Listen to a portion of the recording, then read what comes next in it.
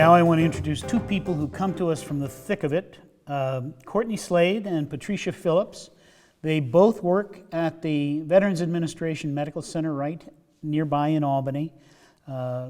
Courtney is a clinical social worker. She has been for 6 years. Patricia is the suicide prevention counselor at the VA. And together they will present together and talk to you about these issues from their perspective. My pleasure to introduce Courtney Slade and Patricia Phillips. How many veterans do we have here today? All right, thank you for your service. I always like to ask them, I'd love to go around at some point and find out, and if you have any questions, kind of identify yourself as a veteran, what agency, how you interface with veterans would be helpful to kind of know who's here and how we can answer any of those questions specific to your job. So the VJO program, that's how I'm going to refer to the Veterans Justice Outreach Program. It's a very new program. It's only a few years old. It's under the goal to end homelessness amongst veterans nationally. So there's a VJO at every single hospital across the country. Some are lucky enough to have two to cover the areas in which their hospitals are located. Our main purpose is to intervene before the door is shut behind the veteran. There is my counterpart who handles reentry and veterans who are within the prison system, and that's Jonathan Pollock. Has anyone worked with Jonathan? Okay. Jonathan Pollock and Cindy Thayer. She covers Western New York. Has anyone worked with Cindy at all? Okay. Pollock, a doctor or Pollock? There's Dr. Pollock who works at the VA and he's a physician, and then there's Jonathan Pollock who's a social worker who's been in the reentry program I believe since 2005. So the reentry program was developed first and they realized obviously we're not really providing much intervention if we're not coming in on the beginning of a veteran interfacing with the legal system. So how I work, we can go to the next slide actually, with veterans is I'm going in as soon as they're pretty much in jail or they've been released. Yep, and we actually can go to the next one too. The next one too. This just kind of gives an overview of the coverage area. So these are some statistics that were developed in 2007 that kind of give a breakdown of the arrests and the veterans that are involved in the legal system. Susan actually, who was supposed to present, gives a really great breakdown. And actually, I knew she was going to be here, so I didn't bring the stats, but the number of veterans in the prison system has been reduced drastically since 2007. We can only assume that's because of the programs, not just VA, but community-based, that have helped to reduce the amount of veterans that are in the prison system. So, like I said, I'm going to the jails. I provide outreach to law enforcement and education on veterans issues, what resources are available, increase the communication between those two. And then I also work with the courts. About 10% of the population in the jails is our veterans. That's the 2007 stat. I imagine we'll be getting some different statistics from, I think, the 2012 or 2013 assessment. And 82% of them are eligible for VA benefits. But obviously they can get benefits wherever they feel comfortable. You can go to the next one. This is a breakdown of my catchment area only, but it just in terms of veteran population. So you'll see kind of the statistics who I'm seeing in the jails, highest being Albany and Rensselaer, just by the nature of it being a city, and the higher concentration, higher population. And Schenectady being the next, as well as Ulster County. But that's just helpful to kind of give you an idea of who I'm seeing and how many veterans I'm working with. You can go to the next one. One of the missions, being that my program is a prevention program, is that we come in before they obviously get sentenced. So within the homeless program, there's a no wrong door approach. It's one of the strategic planning objectives of this program, and it's that we educate not only VA, because like I say, we're a huge hospital in the middle of Albany, and our law enforcement barely knows what we do, our courts barely know what we do, and our jail wasn't even screening for veterans. So we can't just communicate within each other. So a big part of that is establishing community partners, working with the VSOs and veteran benefits, because most of the questions I get at times are, I need a compensation, I need service connection for an injury that I sustained, whether it be physical or mental health related. So it's very important that we have that linkage with the VSO so that we can get them not only set up with treatment if they want it, but also so I can call a veteran service officer and say, hey, are you comfortable going into the jail and starting a claim for this veteran? They're indicating X, Y, and Z as their issues. You can go to the next one. This is pretty self-explanatory. A justice-involved veteran is any veteran who comes in contact with law enforcement, the jail, or the court system. You can go to the next one. And this is really the piece that it kind of breaks down a little more thoroughly kind of what I'm trying to accomplish. The VJO is really involved with law enforcement, as I mentioned, jails, and the courts. So the courts being not necessarily, well, county court also, but more misdemeanor, lower level courts. So we can maybe come up with a plan or a treatment plan that the courts would feel comfortable with. There are certain cases where no matter what I provide, just the nature of the case and the district attorney, they may not be helped or given a diversion plan. But at least, there's been assault charges, there's been domestic incidents where I've said, still, these are the resources that are available to you. Please take them into consideration. And in some cases, it has worked. But, sometimes they'll have probation as an extra measure outside of treatment to kind of help them. Jonathan Pollock, who I had mentioned, he's working primarily with Susan at DOCS, and he's doing the prison reentry and the reentry task force. He probably would have been here had it not been a holiday weekend, but he provides a great overview because he saw the beginning of the program being developed. They're expanding their reentry programs, and I don't know, do we have any reentry folks here today? No? You do? Okay. What I'm not officially. Yeah. I was involved with the reentry program locally in Kingston. Okay. For about a year. Okay. And I got down a lot of dysfunction. Okay. I understand that Ulster County is developing, I think, a reentry task force right now, but maybe that's the one you're. That's part of the problem. Okay. So, well, that's good to know. It's good to know. Ideally, we want the veteran to be diverted as early as possible. So, like I said, with law enforcement, we're providing education.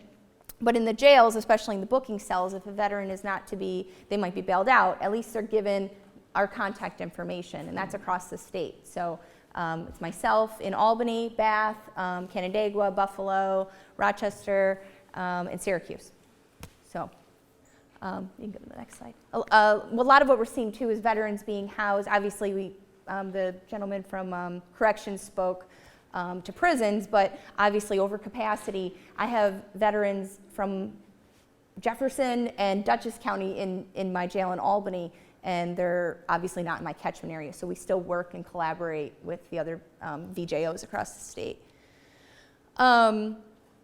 These are just some of the agencies that I've provided law enforcement training to. Over the last year, a lot of my time and energy has been spent on that, because in my mind, if we're able to educate law enforcement and get a veteran to the hospital, or have the law enforcement the officer give the veteran information if they are going to jail, then we can really close the gap very, very soon.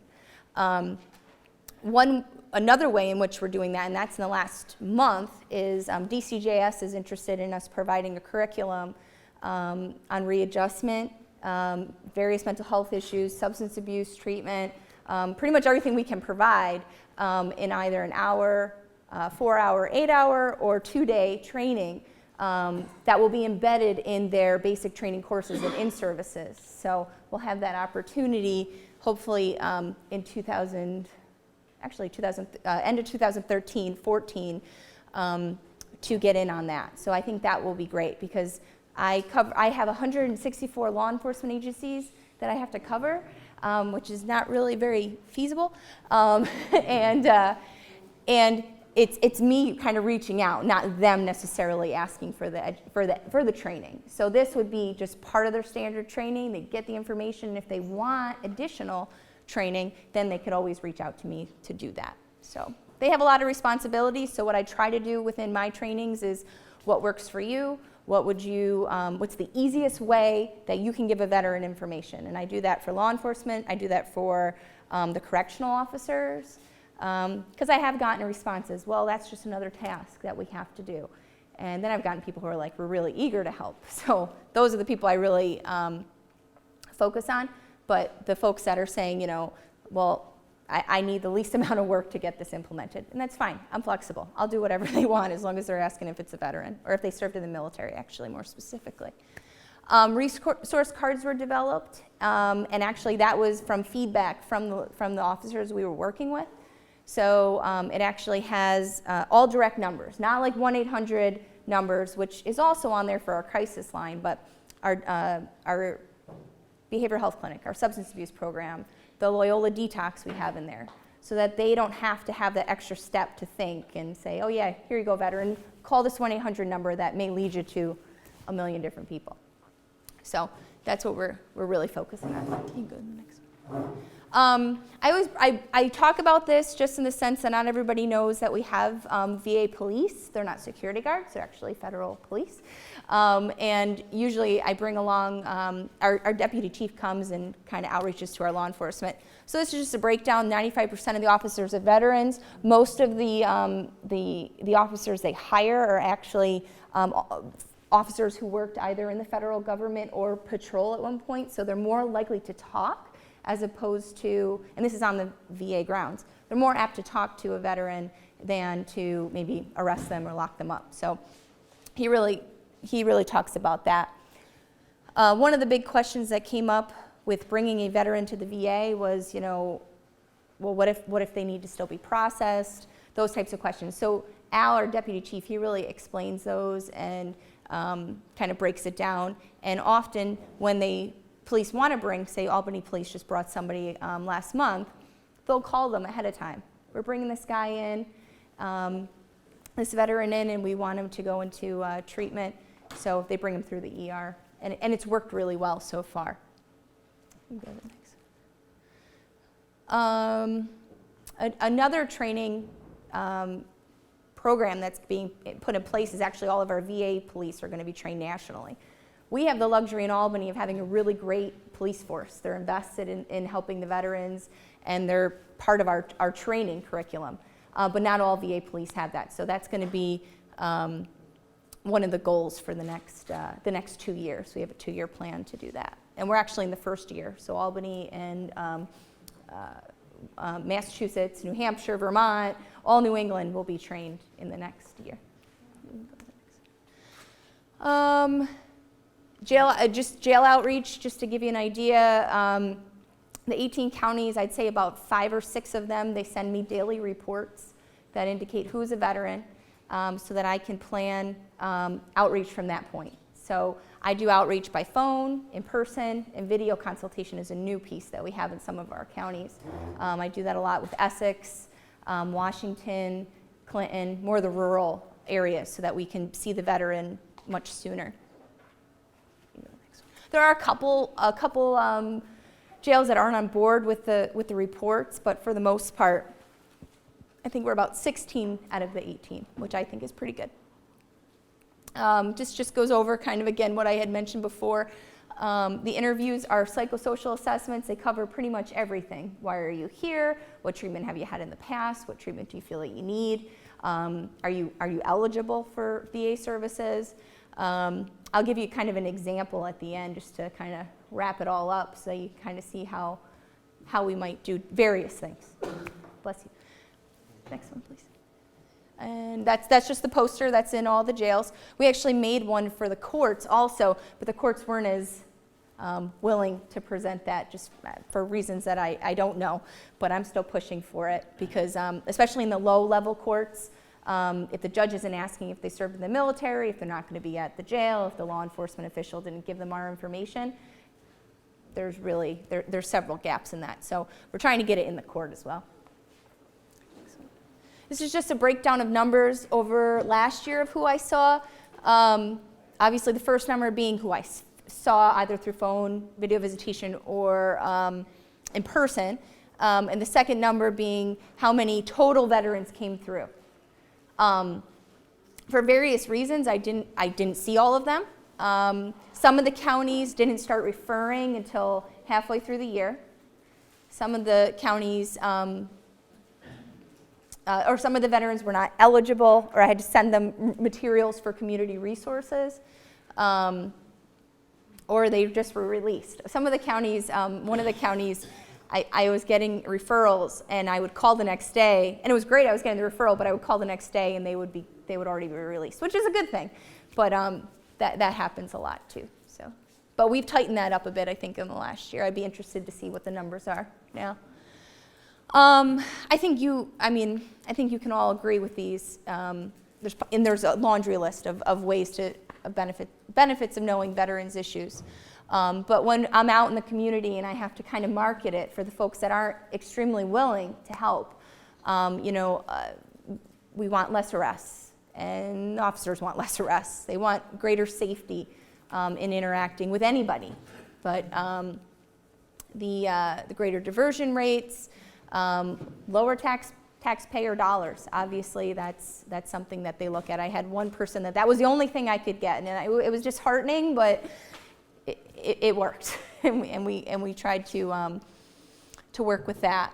And I always drive it home with, it's respect for their service. These veterans serve their country, and I think if anything, we offer them resources that can help them be successful. That's really what I drive home. In the courts, our counties haven't really adopted a full veterans court for various reasons, but some in the 3rd Judicial District have adopted more of a vet track model. So they have a problem-solving court in Albany. I'll speak specifically on the courts that I work with most frequently and get the most referrals. There's a low-level court with Judge Keefe, who I believe, did he present yesterday? Okay, so he probably gave you an overview of what he does. He's great. His coordinator sends referrals to me, or if I've already seen the veteran in jail, then I send the referral to them. So it's kind of taken care of in that respect. And then Albany County Court is a little different, obviously, because it's more severe charges, but I send referrals to the DA if I feel that they would be appropriate, or if I feel they would benefit, and then they determine whether they're appropriate or not. But really how I work with the courts is if they are noticing that a veteran needs another treatment piece, I coordinate that. I provide reports on if the veteran is following the treatment plan, if the veteran needs a change treatment plan. We just really try to collaborate, and we've developed more of a treatment team, I'd say, in the last couple months, which the mentors are part of. So, next one. This is just, I'm going to actually just go through a couple counties, which some of it might be repeated, but Albany County in the last year has really stepped it up. They have a CIT team that is trained. It's 19 officers. They all had a 4-hour curriculum that we provided with the vet center on VA resources, who the VA was. That's kind of when we realized that they didn't really know who the VA was, which is fine. But it was educational for me because I've lived there pretty much my entire life, and I'm like, you don't know what that big structure in the middle of the city is? But one officer said that he dropped a veteran off there, and compared to AMC, it was so much faster. I'm like, well, if that works, that works. We attend the Stop DWI meetings, which incorporates a lot of the different law enforcement agencies for collaboration. The jail, like I said before, has a daily screening docket, so I scan that every single day and schedule who I'm going to see. Court system spoke about that. And the newest piece, actually, in the last 4 months is the probation department. They actually have a veteran who's on staff, and he's taking all the veteran cases. So he's liked it a lot. He thinks it's great, and he says that the veterans actually like it, which is, it was foreign to many of the folks who have never served in the military, but it seems to be working so far.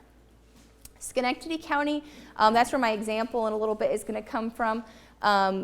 Schenectady County at first was fairly resistant.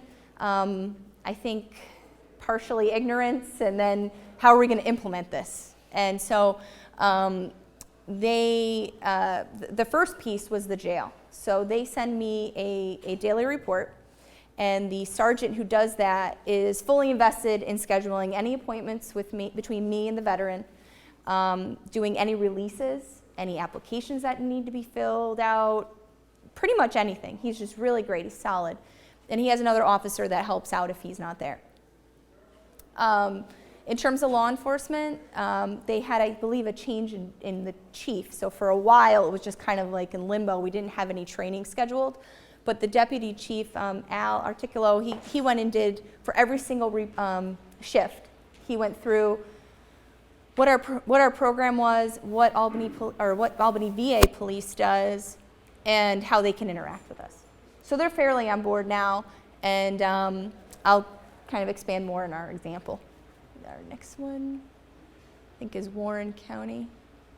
For the next, yeah. Yep, Warren County. So they're actually, Warren and Essex specifically, they're looking to develop a vet track or veterans court, and they have very motivated folks involved in that. So those are two pieces, and they actually, the DA offered to do in Essex County a training to the law enforcement agencies, the DAs, the public defenders, all of that, and also I think the judges in a separate meeting. The jail actually was the first jail to send me a report, and they have a fancy IT department, so I got a really detailed report. And the chief for the Glens Falls PD is actually looking to implement a screening tool on their docket.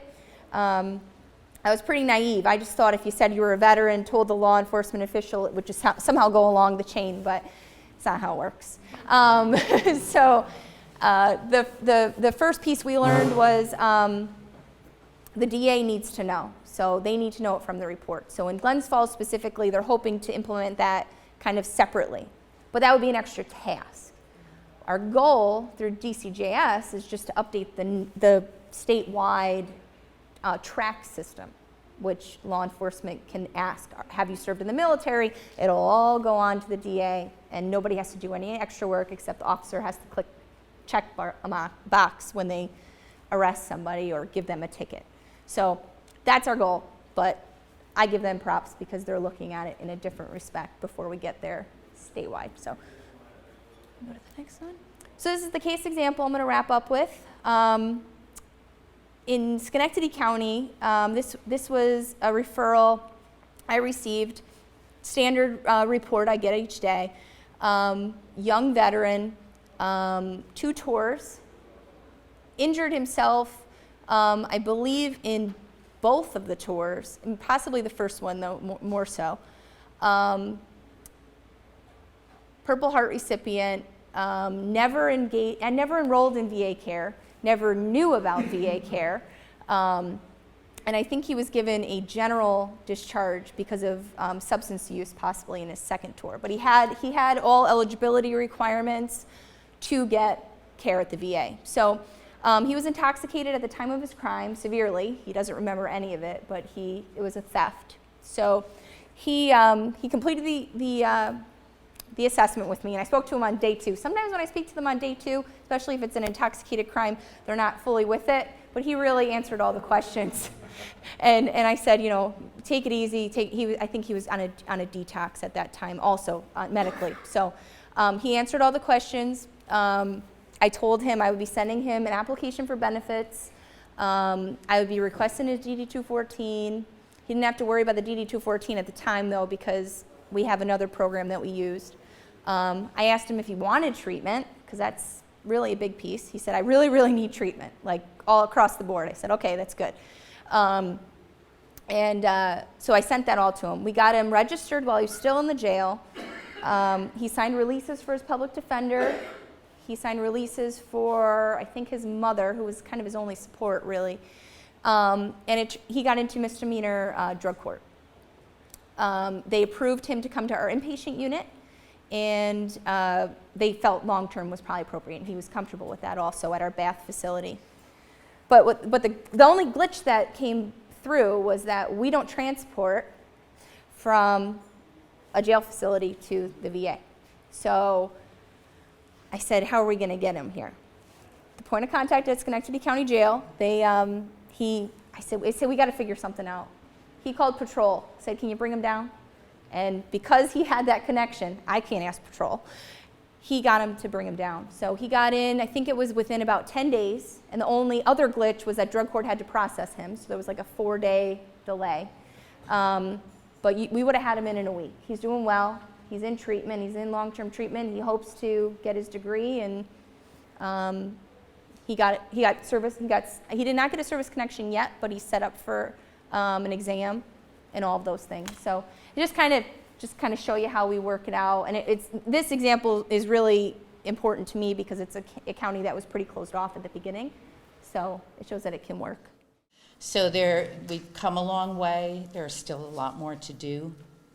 Very little is done in the military before our soldiers leave now, our servicemen and women. However, there is more communication trying to happen, and we are certainly going to take what we have here back to the Albany VA and talk to our leaders, and hopefully there can be more collaboration. We do have some pretty good representatives among us there that seem to be working on veterans communication, collaboration, and treatment. Are a couple things I wanted to address today. I am suicide prevention case manager. So I work with veterans who have contacted us through the crisis line or family members. I have some materials in back with that number, and I hope you're all familiar, and if you're not, please get it out to veterans and their families. It's anonymous if they want it to be.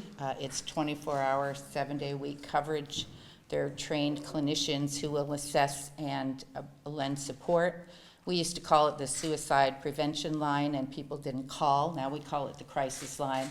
They call a lot more. In the almost 6 years that it's been in existence, we've had close to 40,000 calls. We've also had almost 6,000 rescues, which means anywhere in the country, if a vet has called and said, I'm in danger, they can get dispatched to them emergency resources. Unfortunately, we don't catch them all before they fall, as you know, and there's been a lot written about the increase in suicide. And we're doing everything we can to try to engage them. I'm still stunned when I work with a vet who said he knew nothing about the VA and what they had to offer, or they got a one-sentence spiel when they left the service and haven't really known what's going on. I also facilitate anger management groups, which are usually have both younger and older vets in, and many of them, in fact, probably most of them, have done some time. So I'm also sensitive to some of those issues that we haven't done as well.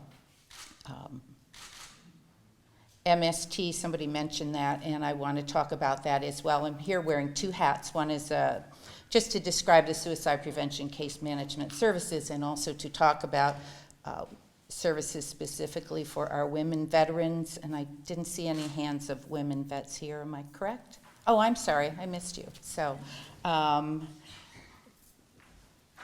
MST, unfortunately, in my work with suicide prevention, I know is not only associated with female vets. I've been surprised at a surprising number, which is any to me, of veterans, male and especially Vietnam era, who are now coming forward with military sexual trauma. We do have a specific unit at the Albany VA for women. They can get all their general health care there. It is staffed by women. Docs, Jane Weber is our nurse practitioner manager of the program. They can there be referred into the community if there are services like fertility, preconception, those kinds of things. We also have, as part of our PTSD program, an MST track where they are evaluated and then, with their consent and desire, referred to a level of treatment that may work for them. I just, to me, that's just, I'm not a military person, but I know the brotherhood and the concept of your fellow comrades having your back. So that violation, when you can't trust your own in combat, is must be horrendous. And I've worked with a few people who are experiencing that. In the back, we have keychains and just, wristbands and some bags that are available that have the crisis line number on it. So I urge you to get that out. There is also a text number for our younger vets. It's 838-255, not just for our younger vets, I'm sorry. I text too, I'm not that old, but but the younger vets seem to best relate to that. They can chat, it is anonymous. It's on their keychains and wristbands on the table in the back, and you can get that number. They can do it completely anonymously if they choose, or they can let us know. What will happen is the crisis line will field calls. They're housed in Canandaigua, New York for the national program. And then the next day I will get a response, whether it's a routine or emergent call. Obviously, if it's imminent risk, somebody has been transported, usually to the hospital. They'll be asked if they need assistance right then. They'll be asked if they just want to talk. This program also serves for homeless vets, so if a vet finds him or herself homeless, they can access some support immediately. I will follow up the next day and try to engage them to come in if that's necessary, to see where the links are, do a risk, as somebody had mentioned, a suicide risk assessment, legal issues, financial issues, relationship issues. And what we'll try to do is provide that safety net for them and get them plugged into the proper resources that are available either through the VA or in the community. And we all work collaborative and try to with a lot of community resources. It's been rewarding. I came from the community as a private therapist, and trying to embrace the VA system has been an experience. So when I hear the frustration that there isn't more communication between departments, I think, well, holy smokes, I can sometimes not even get the right person on the phone within the VA. So it's just huge and cumbersome. But I do know I have been most impressed with the level and dedication of most of the people I work with there. And they are working really hard to make those changes, and it's not fast enough for any of us. But we're still fighting the fight. So I think that's about it. If anybody have questions about those services? Yes, ma'am. The outside services Mhm. you said you provide for the woman, what is their name, what kind of services? Okay, we will collaborate with Albany Med if they're conception, preconception, fertility services. We have contracts, somebody had mentioned Samaritan Village. They have a residential program for women and specific veteran track for women who have mental health disorders, eating disorders, military sexual trauma, substance abuse, so they kind of treat the whole person. The other is Lourdes Community, which is in Pennsylvania, and they are just contracting with the VAs for, again, it's a women's specific program. Okay, that include mammograms? Mammograms, yeah, mammograms and all GYN general care services, absolutely. Uh-huh. You mentioned the crisis hotline, and of course, 6 months ago was a major article about the breakdown of that crisis hotline, and somebody waited 5 hours and then killing himself. Is that correct? Or they worked? Yes, they have trained and staffed up, and part of that was it's housed in Canandaigua. There were simply not enough staffed people to meet the need, so they have worked very hard at making that happen. The other thing too I wanted to mention, there's been a lot more being looked at in terms of female veterans and suicides, and one recent study, it's about threefold compared to the civilian population. that women attempt suicide, women veterans. The other thing, compared to the general population, suicide for women is the highest category, is age group is between the 40s and 60s, and mostly by pills. With women veterans, it's between 25 and 40, and it's more often with violent means and guns. So we're starting to look at that too, and what interventions may have to happen specific for women. With pills, at least, as you know, you sometimes have a chance to change your mind. With a gun, you don't. So I think that's it. Are there any other? Yes, ma'am. Well, since 9/11, we've had women serving right alongside of men and in the combat zone, and oftentimes even in combat. And so it seems to me that they're coming home with the same kinds of issues that our their male counterparts are coming home with. But I'm wondering if you can speak to the unique issues that women serving in a combat zone, especially being a huge minority, sometimes there's only 2 or 3 on a base of 5,000. Absolutely. Just if you could Sure. speak to. Well, sure. That's actually sometimes it's a problem for them just coming to the VA because it is male dominated. I run, as I said, anger management groups. I usually have one woman or no women.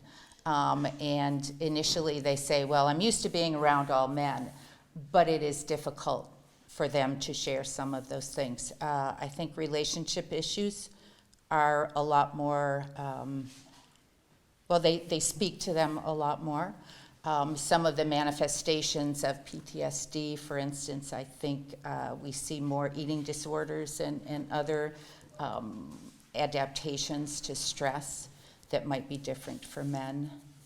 MST, certainly, there's more reported with women. I'm not sure what the real numbers are, but that certainly brings some new challenges. I was in a, if I can give an example, I was in a treatment team meeting in our psych unit, and there was a female veteran, and it was a team meeting, and the vet, or the resident doing the interviewing was a male, and the chief psychiatrist said, why don't you come closer and sit near her? And I saw her brace. And I said, you can't do that. And so he asked, where can I sit? She said, please stay right where you are. I'll talk to you. We can start to think along those terms. You know, I appreciate that a great deal. Yeah, thanks.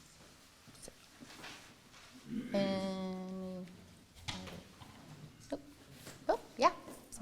Who's next? I actually went to a retreat in Tennessee in March, and a female veteran actually shared with me she was more afraid of her own veteran friends after being sexually abused than she was the enemy.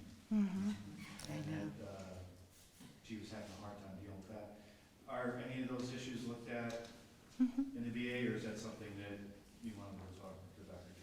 Jekyll? Yeah, we deal with it on a personal level, person to person, to try to make the environment as safe for them as we can.